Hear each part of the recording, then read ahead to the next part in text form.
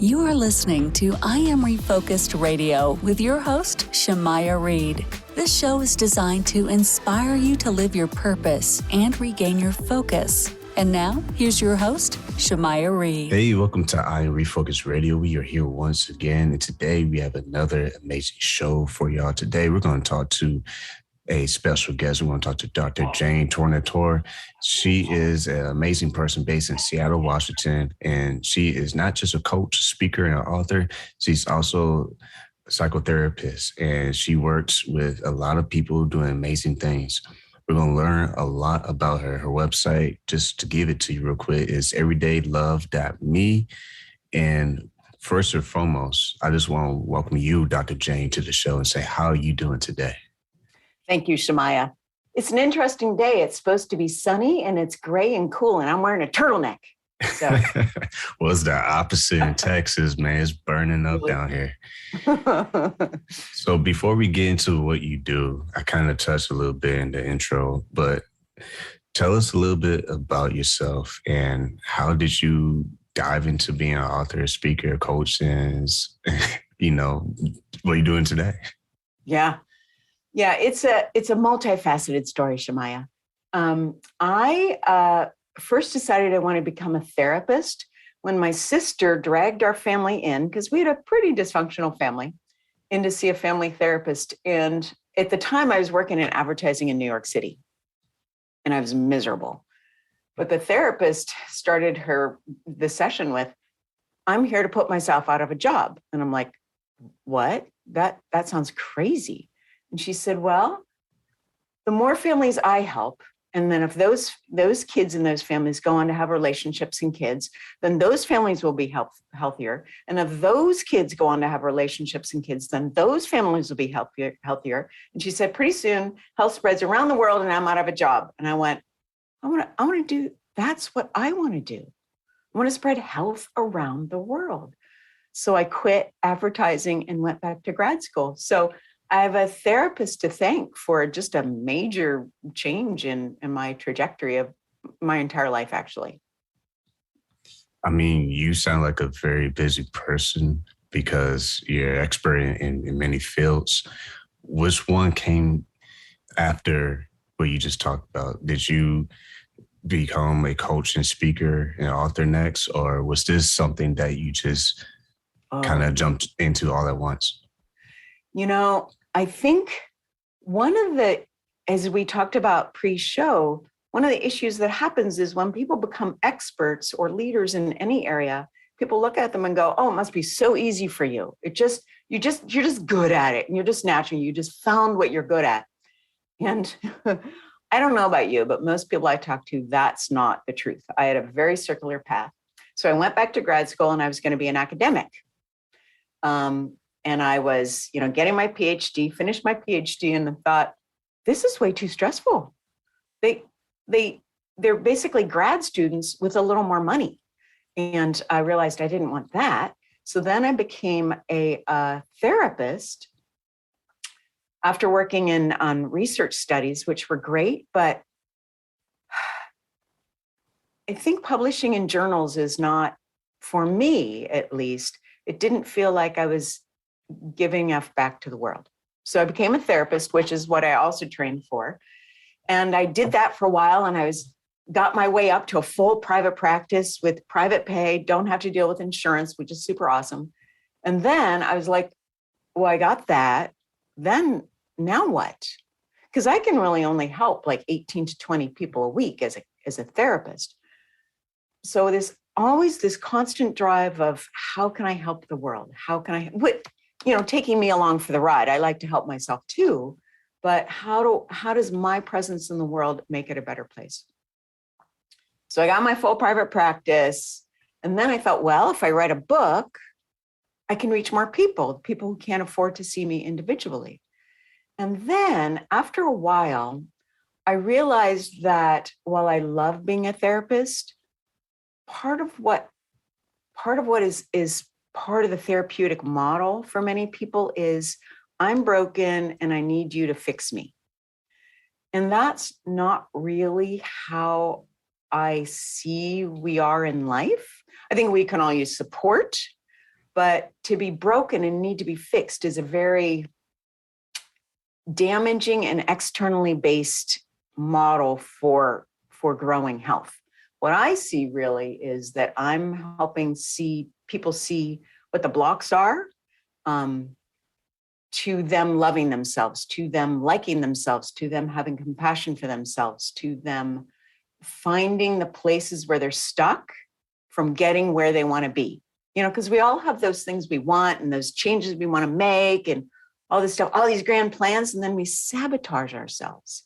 And that's always because there are unconscious beliefs that are keeping us stuck in the old pattern. So one of my superpowers is seeing the blocks that are keeping people stuck and helping them see them and make different choices so they can move on to, the habits, the beliefs, the choices, the life that they actually want to have versus what they believed either they should have or the only thing that's worthy of them.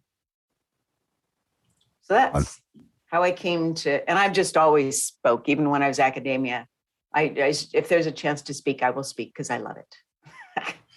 I love that because you mentioned your book and name your book that we'll talk to in a minute. Everything is perfect, just not me. A roadmap to self-acceptance. Yeah. But in what you're talking about, I like that because a lot of times we can find ourselves just looking at things just to look at them. And what I mean by that is whatever is wrong, we tend to look at it and say, hey, that's wrong. But then we carry on the rest of the day as if nothing else is going to change because it takes, like you're saying, ability to recognize it and then do something totally different. Yes. That can lead you in a different direction. Explain that a little bit more to the audience when you say finding another solution, but taking the action to do something you've never done before. Yeah. So one of the things that happens when we know we want something else, but we keep doing the same thing over and over and over and over again is one of the reasons that happens and we are stuck and we don't move to the action is because when we try something new, anything new, our part of our mind comes in, part of our old belief system comes in and says, you can't do that. Who do you think you are? Stop that right now. You're going to look stupid. You're going to fail. People are going to judge you, or you can't do it. You're not smart enough. You're not talented enough. You're not, whatever. Those mean voices come in our head that stop us. Because, and I use the term ego, not in the Freud sense, but ego is just the term I use for that part in our mind that's there to keep us safe. And the only way it knows it can keep us safe is if we do the same thing, if our life is the same, if everything's the same, our ego knows we can survive it. If something new happens, even something fabulous, we're like, oh my God, I don't know I don't know what to do with that. Let's go back to the old way where I feel safe. The ego keeps us safe. It doesn't want us to thrive. The thing is, our hearts, that's where we want to thrive. That's where oh, you go, you stretch. And that's what keeps us driving. So we don't change when we listen to the ego, to the negative thoughts and go, oh, that must be true. I can't change. Versus, I hear you. You're really scared. I'm scared too. And I want this. I want to do this differently. And when we can say, I want that, and keep focusing on what we want and, pull the right brain in, and I can talk about ways to do that. But then the other possibilities occur to us. If we're just in our ego, it's only same old, same old. In our heart, our right brain, it's like, oh, here's an idea. I haven't tried this. What about this? Or we recognize things that sync with what we're wanting, that sync with that new habit or skill we're trying to possess. Does that make sense? Yeah, that does make sense. It's almost like if you're driving a certain route somewhere to your destination and you think that's the only way in the world that you can get there, but there's probably other routes that you can take. Absolutely. Have you ever gone into a grocery store or department store or something where they switch up the whole layout? Mm-hmm. Yes. Right? It's really irritating because we don't know. We have to find like, where did they put the kitty litter this month? So it's more work. And so it's irritating versus, wow, this is interesting. I'm going to discover what they associate with kitty litter and try to go to those places. So it's more of a challenge. Like we all go to the grocery store and we start in one side and we've got our little habit of going through the aisles the way we go. If you want to see the discomfort of trying anything new, try going through the grocery store backwards. Yeah. It's so much more work. It's not a problem, but it's just more work. So we go back to our old way. And if we can see it as, oh, I'm just learning something new, so it's more uncomfortable. And the discomfort is actually okay. It doesn't mean anything. It just means I'm doing something new. Then we're more likely to keep going for what we really, that change we're desiring and wanting and craving. Once again, I talked to Dr. Jane Tornatore, and her book, I want to jump into that because time always melts when you're having fun. Her book is called Everything is Perfect, Just Not Me, a Roadmap to Self-Acceptance. This ties directly to what we've been talking to, because in your book, you talk about how they can change their thoughts, but also recognize that, yes, there's going to be potholes and bumps down the road when you're trying to change, but you also say that it's easier than they might think it is. Yeah. If I talk to anybody for more than 45 minutes, I will probably say this. If I were queen of the world, I would ban the words should, must, have to, and need. These are just like signals of old beliefs or beliefs that we were taught that aren't necessarily ours. And our heart always is full of what is true for us, not necessarily what we learn from outside. So when we use words like should, must, have to, need, we literally like contract. When I say this, I always ask people to like, can we do an example with you? Sure. Yeah. Awesome. Great. Okay. So is there something you should be doing or you need to do that you're kind of dreading? Oh man. I would say, just randomly thinking off the fly, laundry. Awesome. Yeah, I just did it this morning. Okay. So say to yourself, I should do my laundry, and close your eyes. I should do my laundry. And what do you feel in your body? How's your body responding to that sentence? I know it's kind of funny, but it's like, well, if I don't do it, I won't have nothing to wear tomorrow. Right. Now, how did your body feel? Because that's very true. But how did your body respond? Like I better get to it sooner or later. Okay. Did you feel any tension, or did you feel like oh yeah, I want to do it now? Kind of tension, but more so like, if I don't do it today, I won't have nothing to wear tomorrow. Gotcha. So kind of a feeling of dread. Yeah. Okay. Now say, it's a good idea to do my laundry tomorrow. It's a good idea to do my laundry. It's a good idea to do my laundry. Close your eyes. All right. And what do you feel after you say that? I feel like I have a plan to actually, do it. Interesting. So that's it. That's an example of what I said earlier. Because when we say we should do something, then basically we're saying it should have been done already. I'm late. I'm not going to have anything. What's wrong that I waited this long so I won't have anything to wear tomorrow? So we just start this negative kind of tirade in our psyche. We're just basically saying, I'm bad. I screwed up. What's wrong with me? And the only way to fix it is to do laundry. And then even when you do it, you're like, well, I should have done it earlier, right? But it's a good idea. Or another thing I like to say is to be helpful. It's a good idea. It'd be helpful. If it's really, really true, I want to. Now, I've never said, I want to do my laundry. Like that would be, I would say that and my body would go all tense on me because I'd be lying. But it's a good idea. It is. It's on your list for a reason, right? You want to have clothes to wear tomorrow. But if we say it's a good idea or it would be helpful if, then that opens our right brain to start showing possibility. Okay, great. So right after this show, then I'll do it. Or no, wait, after dinner I have some. Then our brain starts to work for us now that we've stated this intention without, as a client of mine says, bad dogging ourselves. Then our adventurous seeking part of our brain goes, okay, well, let's find out when now. When can I fit that in? So we start our unconscious searching, problem solving, finding the answer for us when we say these things in a way that's not bad dogging us. That makes sense because, that can be applied to just a to-do list at your day Yes. job, because Yes. how many times do we kind of push the most important thing a little bit towards midday because it's like, Right. let me just give myself a break. Like, that's the mentality, right? We want to give ourselves a break, but we spoil ourselves because that turns into a break every day. And then we wonder why we're all stressed out by the end of the week because we're slammed, quote unquote. Yes. Yeah. There's a great story. I don't know if you ever heard it about this. This story I've heard is it's a college professor, and he comes into a class with a big glass jar, and he puts a bunch of big rocks in it, and then he fills it up to the top. And he said, "Is there any room left?" And they're like, "No." All the students, "No." And then he pulls out a bag of pebbles, and he fills the jar with all the little pebbles until it fills up to the top. And then he said, "Now is there any room?" And the student's like, "No, no room now."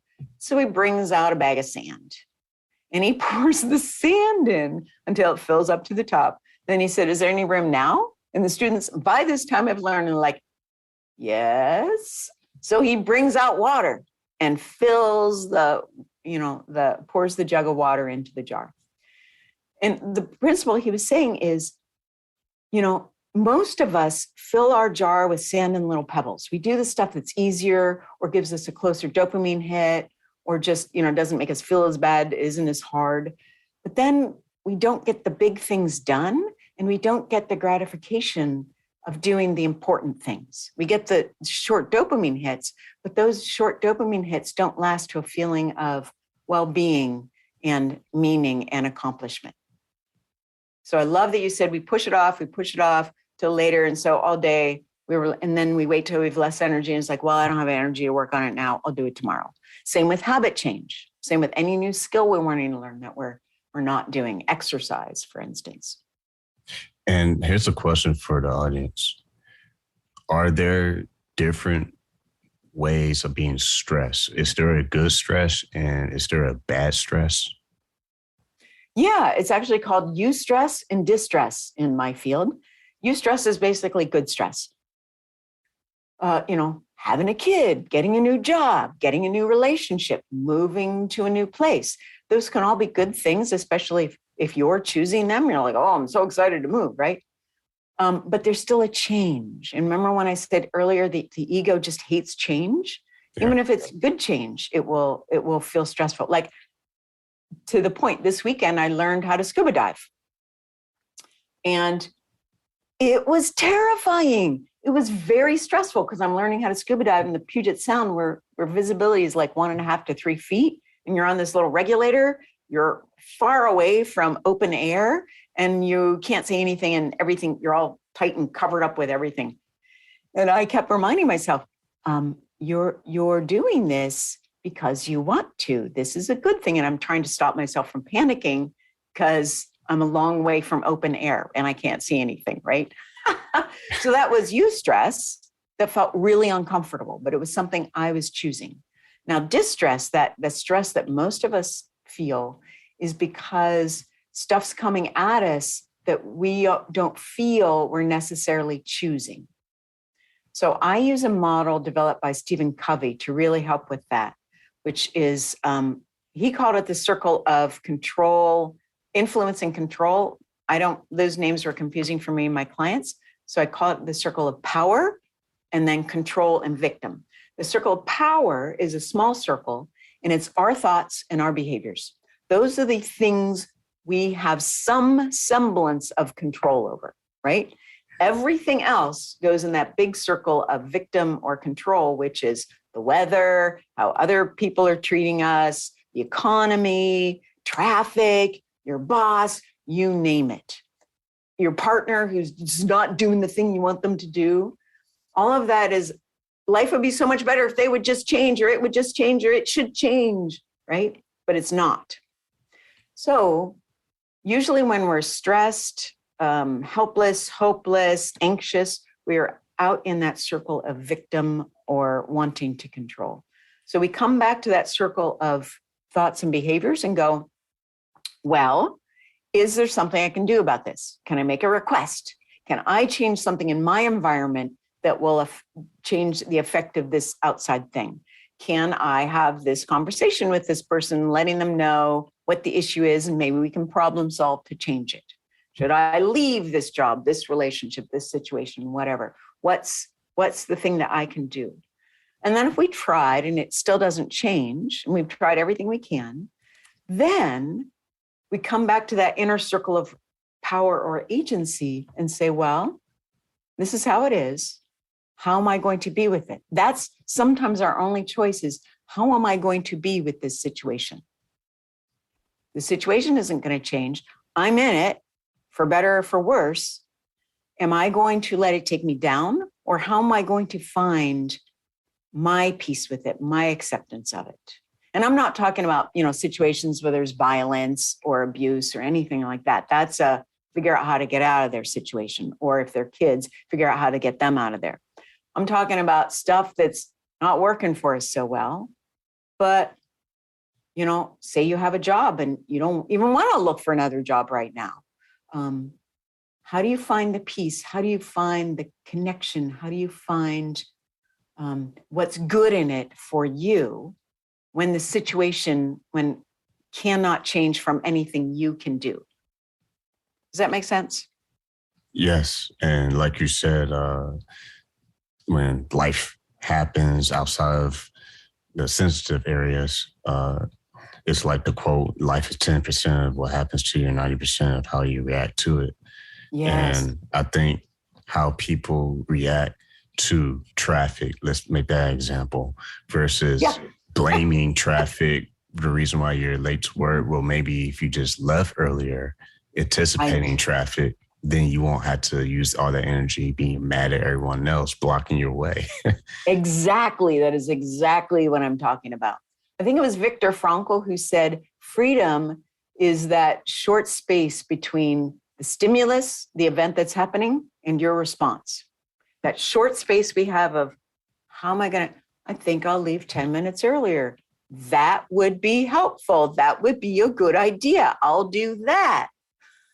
Like they say, you prepare to succeed or you prepare to fail, but it's really up to you. And I know that's not correct in all topics, because sometimes it can be a little complex.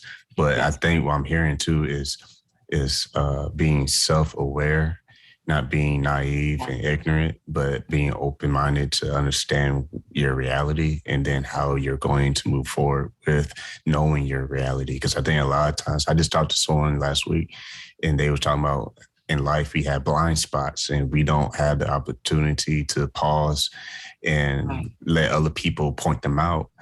Then you mentioned ego and he mentioned pride.